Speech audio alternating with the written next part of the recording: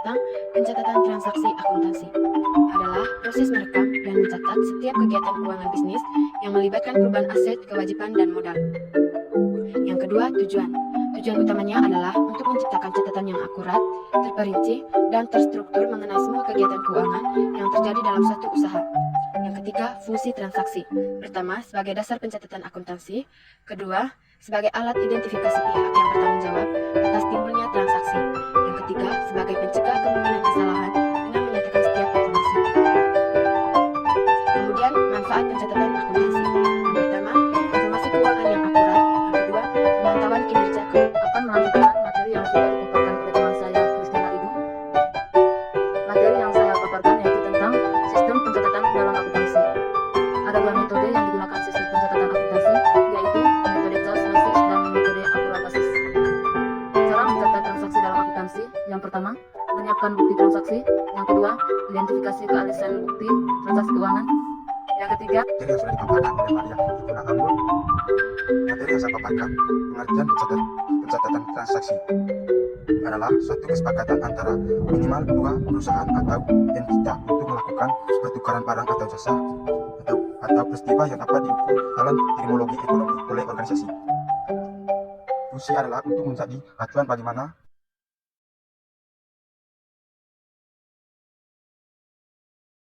Selamat pagi untuk Ibu Pengawas. Pertama-tama, kami akan memperkenalkan diri kami masing-masing. Perkenalkan, nama saya Febrianus Banggor. Perkenalkan, nama saya Gerardus Cinlaru. Dan nama saya Renus Barung.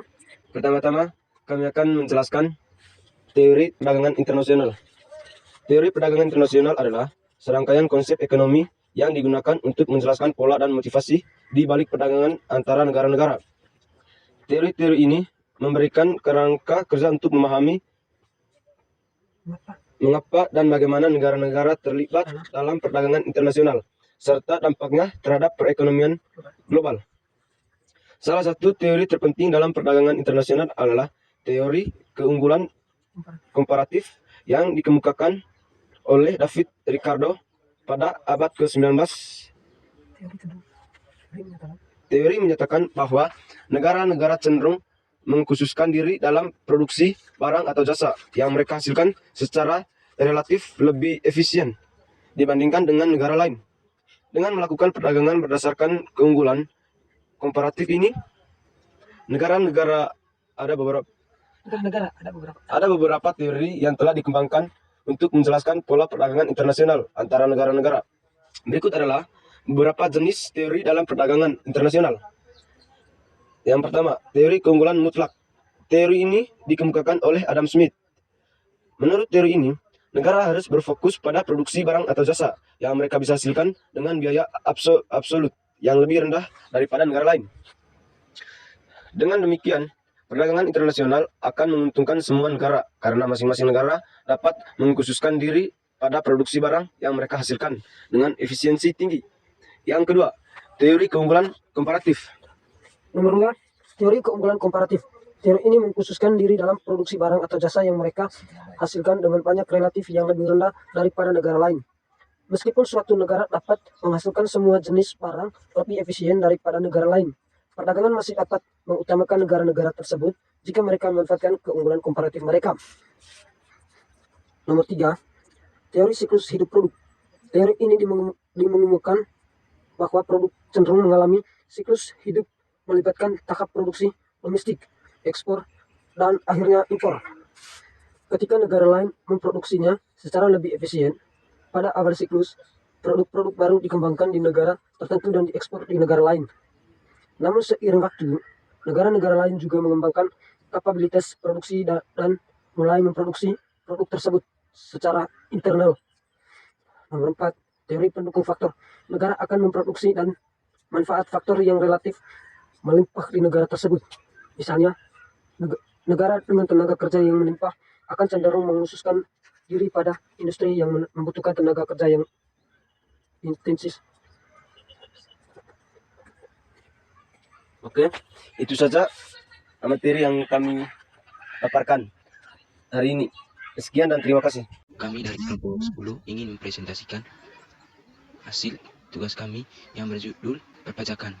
Pertama-tama kami ingin memperkenalkan nama kami. Nama saya Sylvester Astian Lapang dan kedua teman saya Ovalus Cerukda dengan Vincenzo Sardi.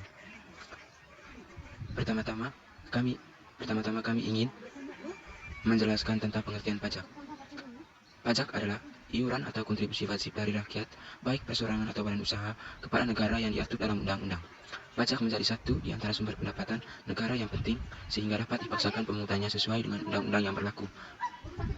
Yang kedua, ciri-ciri pajak. Pajak merupakan iuran sebagai kekayaan individu atau badan usaha untuk kas negara yang diatur dalam undang-undang. Yang kedua, pemungutan pajak bersifat memaksa terus-menerus dan rakyat tidak mendapatkan imbalan secara langsung. Yang ketiga, penerimaan pajak digunakan negara untuk membiayai pengeluaran negara dalam melayani kepentingan rakyat. Yang ketiga, fungsi pajak sebagai salah satu sumber pendapatan negara selain minyak bumi dan gas alam. Pajak memiliki fungsi penting dalam sebuah negara. Beberapa fungsi utama pajak adalah sebagai berikut. Yang pertama, fungsi anggaran. Pajak berfungsi sebagai sumber pendapatan kas negara yang akan digunakan untuk membiayai pengeluaran negara atau pembangunan nasional. Dalam fungsi yang pertama ini, pajak ditujukan agar posisi anggaran pendapatan dan pengeluaran negara seimbang atau balance budget. Yang kedua, fungsi regulasi. Pajak berfungsi sebagai alat untuk mengatur atau melaksanakan kebijakan negara di bidang ekonomi dan sosial. Fungsi mengatur atau regulasi ini adalah sebagai berikut. Investasi modal yang dapat menunjang perekonomian negara yang produktif. Yang ketiga, fungsi pemerataan atau distribusi. Pajak berfungsi dalam penyeimbangan dan penyesuaian antara pembagian pendapatan dengan kesejahteraan rakyat. Dalam hal ini, pajak berfungsi untuk pemerataan pendapatan rakyat seperti yang tercantum dalam trilogi pembangunan dan 8 jalur pemerataan. Yang keempat, fungsi alokasi. Pajak berfungsi untuk mendanai atau menyediakan barang atau jasa yang dibutuhkan oleh masyarakat.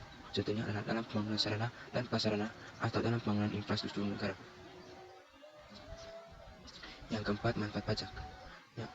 Yang pertama, membiayai pengeluaran umum negara, misalnya dalam pembangunan fasilitas umum yang bermanfaat bagi rakyat.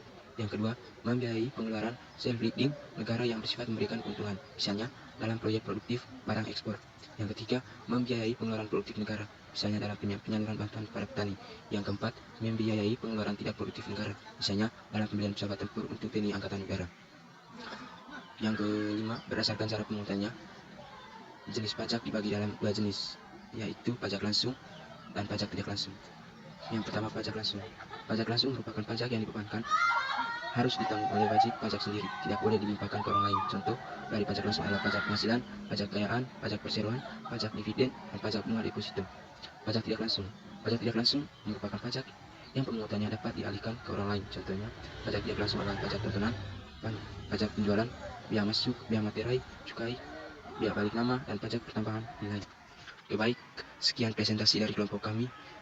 Terima kasih atas waktu dan kesempatannya. Selamat pagi Ibu Pengawas. Pertama-tama saya akan memperkenalkan diri saya. Perkenalkan, nama saya Eduardus Rajong. Dan saya Yosef Jeffrianus Debadu dari kelas 12 IIS. Di sini kami akan memaparkan materi tentang konsep ekonomi digital. Ekonomi digital adalah konsep ekonomi yang menggunakan teknologi digital sebagai elemen kunci dalam proses produksi, distribusi, dan komunikasi dan konsumsi barang dan jasa. Ini mencakup banyak hal, mulai dari e-komersi, perbankan digital, aplikasi perpesanan instan, dan media sosial. Adapun ciri dari ekonomi digital, yang pertama, tergantung pada teknologi informasi, yang kedua, global dalam lingkup, yang ketiga, pemodelan bisnis baru, yang keempat, data adalah aset berharga, yang kelima, otomatisasi dan kecerdasan buatan, yang keenam, akses global yang luas, yang ketujuh, efisiensi operasional, yang kedelapan, inovasi tanpa batas. Adapun peran penting dari ekonomi digital.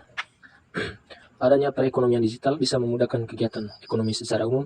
Perekonomian digital mengubah pola bisnis dari yang semula serba dilakukan secara manual berubah menjadi serba otomatis. Pelaku bisnis bisa mengandalkan sistem untuk menjalankan usahanya.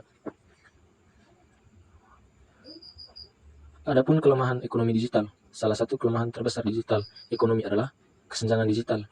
Ini adalah kesenjangan antara mereka yang memiliki akses ke teknologi dan mereka yang tidak. Kesenjangan ini tidak hanya terjadi antar negara, tetapi juga di dalam negara. Ini telah menciptakan bentuk baru ketidaksetaraan di dunia.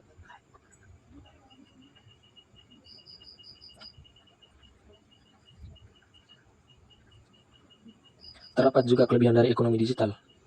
Ekonomi digital memiliki banyak kelebihan seperti memudahkan akses informasi dan transaksi, meningkatkan efisiensi dan produktivitas, mendorong inovasi dan kreativitas. Baik, itu saja materi yang kami paparkan hari ini. Ayeuna sasiganu kabadil kujang jawokan kapan aku kinasihan lieur kabadil kujang jawokan kapan aku kinasihan gelo sama rasa sambal pola ayeuna sasiganu kabadil kujang jawokan kapan aku kinasihan lieur kabadil kujang jawokan kapan aku kinasihan gelo sama rasa sambal pola ayeuna sasiganu kabadil kujang jawokan. Selamat pagi Ibu mata pelajaran, selamat pagi Ibu guru pengawas, dan selamat pagi teman-teman. Kami dari kelompok 3 akan mempresentasikan materi yang kami bawa, yaitu tentang APBN dan APBD. Sebelum itu kami akan memperkenalkan diri kami. Perkenalkan, nama saya Maria Yovita Ahmad, saya Yosefina Ifontiana Anggun, dan teman saya Francisca Jinas. Untuk tidak memperpanjang kata dan waktu, kami akan menjelaskan tentang pengertian, fungsi, dan sumbernya. Apa itu APBN dan APBD? Anggaran pendapatan dan belanja negara atau APBN adalah rancangan keuangan yang dibuat secara tahunan oleh pihak pemerintah Indonesia dan disetujui Dewan Perwakilan Rakyat. Selain itu, APBN juga berisikan mengenai daftar sistematis yang telah rinci dan memuat semua rencana penerimaan dan pengeluaran anggaran negara selama kurun waktu 1 tahun. Sedangkan anggaran pendapatan belanja daerah atau APBD merupakan salah satu rencana keuangan tahunan dari pemerintah Indonesia dan telah disetujui oleh Dewan Perwakilan Rakyat Daerah. APBD juga telah ditetapkan dengan peraturan perundang-undangan.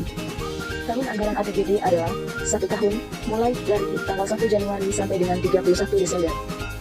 Apa fungsi APBN? Yang pertama, pengawasan. Anggaran negara harus menjadi pedoman di dalam menilai apakah kegiatan penyelenggaraan pemerintah negara ini sudah sesuai dengan ketentuan yang ditetapkan atau belum. Dengan demikian juga bisa mempermudah bagi rakyat untuk menilai apakah tindakan pemerintah dalam menggunakan uang negara ini sudah benar atau tidak. Yang kedua, alokasi. Semua anggaran negara harus diarahkan guna mengurangi pengangguran dan pemborosan sumber daya. Selain itu, dengan adanya fungsi alokasi ini bisa meningkatkan efisiensi dan efektivitas perekonomian. Yang ketiga, distribusi. Semua kebijakan anggaran negara harus memperhatikan rasa keadilan dan kepatutan. Yang keempat, stabilisasi. Mempunyai banyak makna anggaran pemerintah dan sebagai alat kompetisi dalam memelihara dan mengupayakan keseimbangan fundamental perekonomian. Yang kelima, otorisasi. Di dalam APBN telah menyebutkan bahwa anggaran negara menjadi salah satu dasar untuk melaksanakan pendapatan dan belanja negara di tahun ini. Dengan demikian, semua pengeluaran atau pendapatan bertanggung jawab kepada rakyat. Ketika pengeluaran direncanakan, maka negara bisa membuat rencana untuk memberikan dukungan belanja tersebut. Dengan demikian, juga bisa membuat pihak pemerintah mengambil tindakan untuk mempersiapkan proyek tersebut supaya bisa berjalan dengan lancar. Yang keenam, perencanaan. Anggaran negara bisa menjadi pedoman untuk merencanakan kegiatan di tahun tersebut. Ketika suatu pembelanja telah direncanakan pada sebelumnya, maka negara bisa membuat beberapa rencana supaya bisa mendukung pembelanjaan tersebut. Ketika belanja direncanakan, maka negara dapat membuat rencana guna mendukung pengeluaran. Misalnya, telah direncanakan dan dianggarkan guna membangun jalan senilai sekian miliar. Dengan demikian, pemerintah bisa mengambil tindakan guna mempersiapkan proyek tersebut bisa berjalan dengan lancar. Yang berikut yaitu fungsi APBD. Yang pertama, fungsi otorisasi. Anggaran daerah tersebut menjadi salah satu dasar untuk bisa melaksanakan pendapatan serta belanja daerah di tahun yang masih bersangkutan. Yang kedua, fungsi perencanaan. Anggaran daerah tersebut menjadi salah satu pedoman bagi pihak manajemen di dalam merencanakan suatu kegiatan pada tahun bersangkutan. Yang ketiga, fungsi pengawasan. Anggaran daerah tersebut menjadi suatu pedoman untuk bisa mendapatkan nilai apakah kegiatan atau aktivitas yang diselenggarakan pemerintah daerah ini sudah sesuai dengan ketentuan yang ditetapkan atau belum. Yang keempat, fungsi alokasi. Anggaran daerah tersebut harus diarahkan guna menciptakan lapangan kerja, pemborosan sumber daya, dan sebagai alat untuk meningkatkan efisiensi dan efektivitas perekonomian. Yang kelima, fungsi distribusi. Anggaran daerah tersebut harus memperhatikan pada rasa keadilan dan juga kepatutan. Yang keenam, fungsi stabilisasi. Anggaran daerah tersebut menjadi alat guna mendapatkan pemeliharaan serta mengupayakan keseimbangan fundamental perekonomian pada suatu daerah. Yang berikut yaitu apa saja sumber penerimaan APBN. Dalam APBN, dan termasuk sumber pendapatan negara antara lain pajak, penerimaan negara bukan pajak atau PNBP, dan hibah. Nantinya, dana dari pendapatan negara tersebut akan dialokasikan untuk pembangunan sesuai dengan perundang-undangan yang berlaku. Yang berikut yaitu sumber APBD. Yang pertama, retribusi.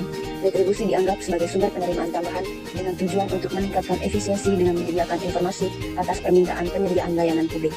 Yang kedua, pendapatan daerah. Yang ketiga, pajak bumi dan bangunan atau PBB. Yang keempat, pajak cukai.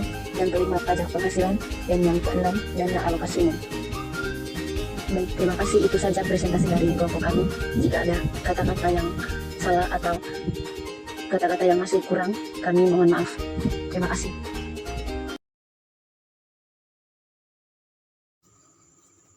Selamat pagi untuk ibu mata pelajaran, selamat pagi untuk ibu pengawas. Terima kasih waktu dan kesempatan yang diberikan kepada kelompok kami. Di sini kami akan memaparkan materi tentang persamaan dasar akuntansi. Untuk itu kami terlebih dahulu memperkenalkan diri kami masing-masing. Perkenalkan, nama saya Dentilnya Alifa Amul dari kelas 12 IS. Perkenalkan, nama lengkap saya Denita Mida dari kelas 12 IS. Perkenalkan, nama saya Akronius Gurita Gentar dari kelas 12 IS. Baik, di sini saya akan menjelaskan tentang pengertian persamaan dasar akuntansi. Persamaan dasar akuntansi adalah sebuah rumus dasar yang digunakan dalam pembukuan perusahaan. Rumusannya adalah aset sama dengan kewajiban tambah modal. Persamaan ini mencerminkan bahwa semua sumber dana atau aset yang dimiliki oleh perusahaan harus didanai oleh sumber dana yang dimiliki, yaitu kewajiban dan modal. Persamaan dasar akuntansi menggambarkan keseimbangan antara aktiva dengan jumlah kewajiban dan modal atau ekuitas. Hal ini merupakan prinsip dasar akuntansi yang berfungsi sebagai dasar dari seluruh sistem pencatatan keuangan. Persamaan ini juga tidak hanya mencatat transaksi yang berkaitan secara langsung dengan aktiva, utang dan modal, tetapi juga dapat melihat pengaruh transaksi pendapatan, pengeluaran beban, dan privat pemilik terhadap akun-akun aktiva dan pasifa. Melalui persamaan dasar akuntansi, akuntan atau perusahaan dapat mengetahui kemampuan perusahaan dalam mengelola keuangan dan menjaga keseimbangan antara apa yang dimiliki oleh perusahaan. Adapun juga unsur-unsur persamaan dasar akuntansi. Persamaan dasar akuntansi adalah rumus yang mengacu pada keseimbangan antara aset, utang, dan modal perusahaan.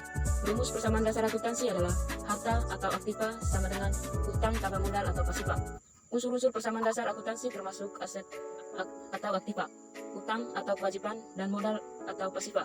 Persamaan dasar akuntansi membantu bisnis melakukan pembukuan sederhana dan memastikan transaksi keuangan tercatat dengan benar.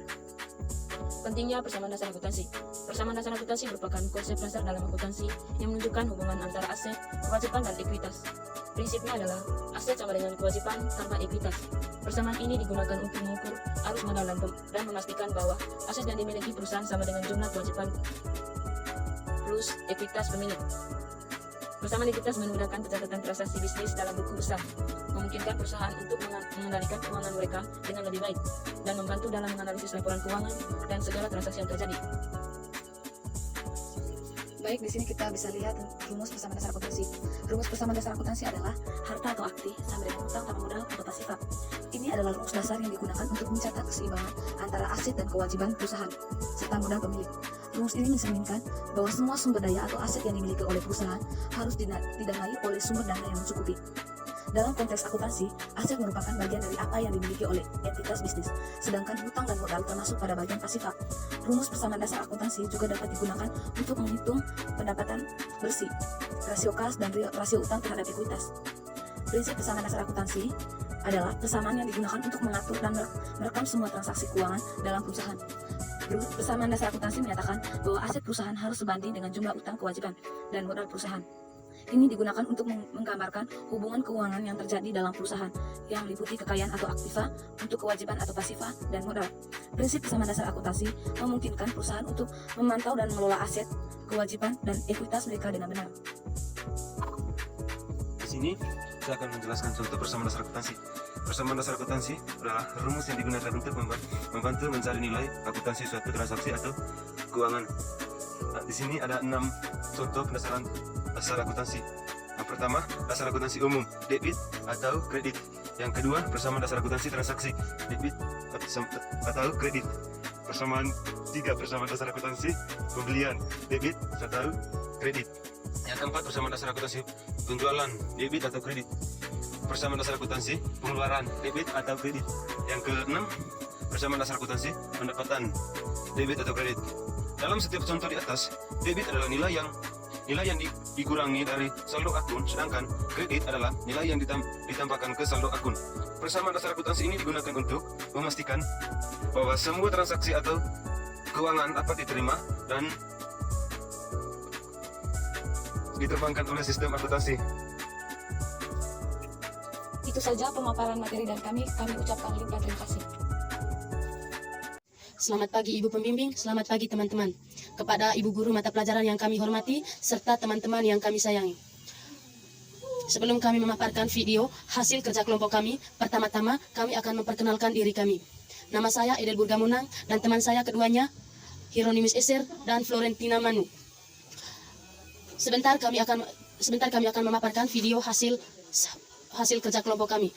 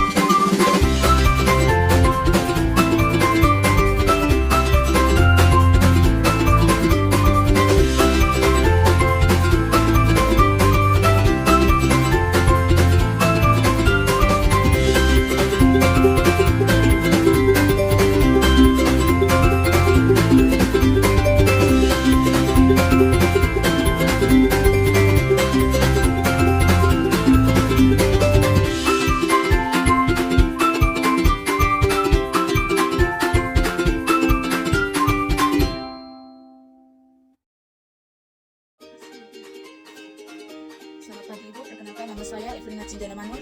Dan saya Fridolina Cinanut. Di sini kami akan menjelaskan materi tentang ekonomi internasional. Yang pertama, konsep dan nota perdagangan internasional. Ketika suatu negara menjalani perdagangan internasional dengan negara lain, ada manfaat yang dapat dirasakan oleh kedua belah pihak. Beberapa manfaat yang dapat diperoleh kegiatan perdagangan internasional sebagai berikut. Yang pertama, terjalinnya persahabatan antar negara. Yang kedua, bertambahnya pendapatan negara, salah satunya melalui adanya penerapan biaya impor, pajak pertambahan, nilai untuk barang sewa. Terpenuhnya kebutuhan barang atau sumber daya yang tidak dapat dihasilkan. Yang keempat, bertambahnya pasar sehingga menambah keuntungan yang diperoleh. Yang kelima, bertambahnya ketersediaan jumlah barang. Yang keenam, terjadinya pertukaran penggunaan teknologi sehingga mempercepat pertumbuhan ekonomi.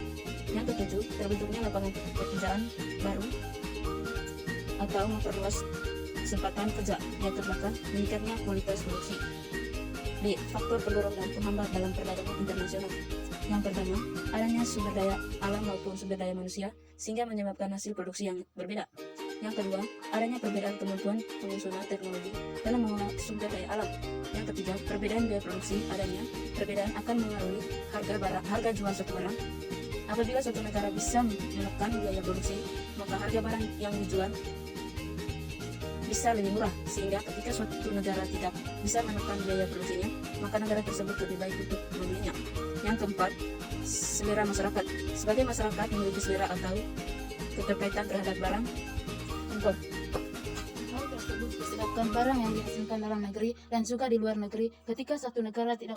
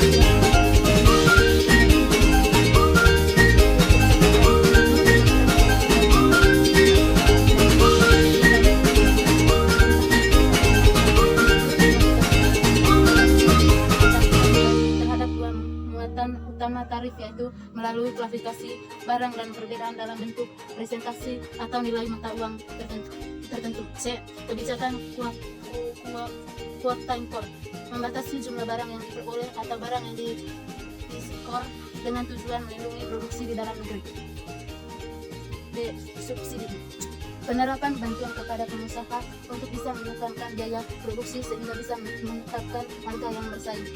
E. Dumping, menjual barang dengan harga yang murah ke negeri lain dan menjual harga barang yang tinggi di dalam negeri. F. Larangan impor, adanya larangan masuknya barang tertentu dari negeri lain karena ingin melindungi industri dalam negeri. G. Layanan ekspor, larangan untuk mengeksporasi sejumlah barang tertentu ke negeri lain dengan berbagai pertimbangan. A. Diskriminasi harga, memberikan harga yang berbeda untuk satu negara dengan negara lain. E. Manfaat yang dapat diperoleh dari kegiatan perdagangan industri, terjadinya persahabatan antar negara. Jenis-jenis kerjasama ekonomi internasional, kerjasama bilateral melibatkan dua negara hanya terdiri dari dua negara yang menjalani kerjasama. Kerjasama ekonomi internasional merupakan kerjasama yang dilakukan antara satu negara dengan negara lain yang saling menguntungkan pada bidang ekonomi untuk meningkatkan kesejahteraan dan pertumbuhan ekonomi. Kerjasama ekonomi ini meliputi kegiatan pendorongan internasional, pertukaran faktor produksi dan hubungan piutang. 2. Jenis-jenis kerjasama ekonomi internasional. A. Kerjasama bilateral, Dua jenis kerjasama ekonomi internasional. A. Kerjasama bilateral. Kerjasama bilateral terdiri dari dua negara yang menjalani kebijakan. Contohnya adalah kerjasama di Indonesia. Masalahnya dalam bidang pendidikan, perdagangan, tenaga kerja, Indonesia TKI, dan kerjasama dalam penanggalan perdagangan Indonesia. B. Kerjasama industri multilateral. Kerjasama ini merupakan kerjasama yang melibatkan dua negara atau lebih yang tidak berbatas pada wilayah atau kawasan tertentu. Sekian presentasi dari kami. Terima kasih.